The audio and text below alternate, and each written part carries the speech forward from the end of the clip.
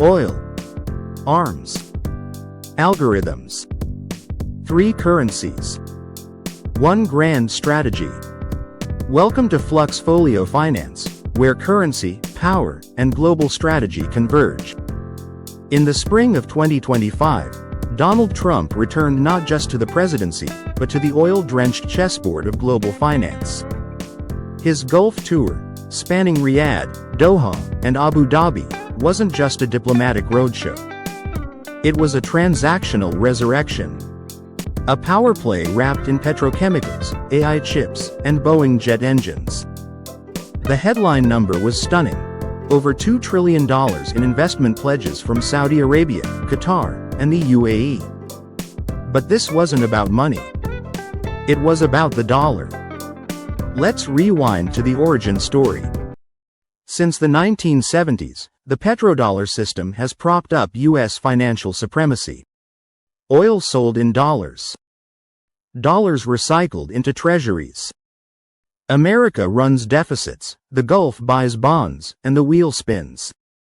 But by 2022-2023, cracks emerge. Saudi flirted with pricing oil in yuan. The UAE deepened its BRICS ties. Qatar considered euro-settled gas trades. The dollar's energy monopoly was under siege. Then came Trump. In March 2025, he landed in Riyadh with a proposition: defense guarantees, AI tech, trade routes, and strategic silence on human rights, in exchange for renewed loyalty to the dollar. And the Gulf agreed.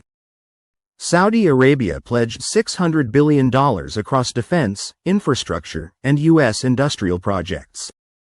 Qatar committed $243.5 billion, including a record $96 billion order for 160 Boeing jets.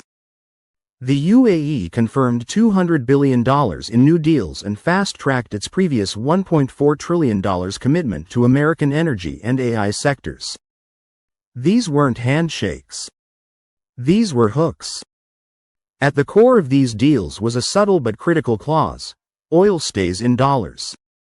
The petrodollar had been rebranded, digitized, securitized, but very much alive. Now let's talk AI. Saudi Arabia's Humane, an emerging tech champion, signed massive deals with Nvidia and AMD to acquire 18,000 top-tier chips. Their aim: build one of the world's largest non-US AI data centers. The UAE, not to be outdone, formed a partnership with OpenAI to construct the largest AI infrastructure hub outside North America. Qatar has quietly acquired quantum-ready computing arrays in partnership with IBM. This wasn't just about innovation. It was about anchoring American firms into the digital foundations of the Middle East. When oil declines, data flows. And the US now owns the pipelines. These AI mega-hubs are not just computational projects, they're digital ports, hosting and governing data flows for decades. With compute power becoming the new geopolitical weapon, Trump's Gulf tour quietly stitched America's technological hardware into the future of oil wealth. Meanwhile, the Qatar Airways deal does more than build planes. It creates thousands of jobs in Kansas, South Carolina, and Washington. It's industrial policy disguised as aerospace commerce. It ties blue-collar jobs to Gulf loyalty. Qatar also invested $12.4 billion in battery technology firms based in Nevada and Texas, linking Gulf liquidity to the clean energy transition in America. And then came the strategic twists. Trump announced a tentative nuclear understanding with Iran: reduce uranium in exchange for phased sanctions relief. He lifted sanctions on Syria. He brokered a ceasefire with Yemen's Houthi rebels, mediated by Oman. These were not peace deals. They were financial armistices, conflict management, priced in dollars. Peace, or at least the illusion of it, became currency. But not all headlines were flattering. Trump's acceptance of a $400 million luxury Boeing jet from Qatar drew fire. Critics accused him of personal enrichment, corruption, and ethical breaches. He insisted it was a gift to the United States, not himself. But the optics? Scalding. Security hawks also raised alarms. The AI chip deals could leak sensitive technology. Gulf surveillance powers are expanding. Without safeguards, today's alliance could birth tomorrow's adversary. And despite Trump's best efforts, Saudi Arabia refused to normalize ties with Israel without a concrete path to Palestinian statehood. Geopolitics doesn't bend that easily. Now step back. The deeper purpose of the Gulf tour was to reinforce the petrodollar system, America's real empire. Because in 2025, the U.S. trade deficit hit a monthly record of $140.5 billion.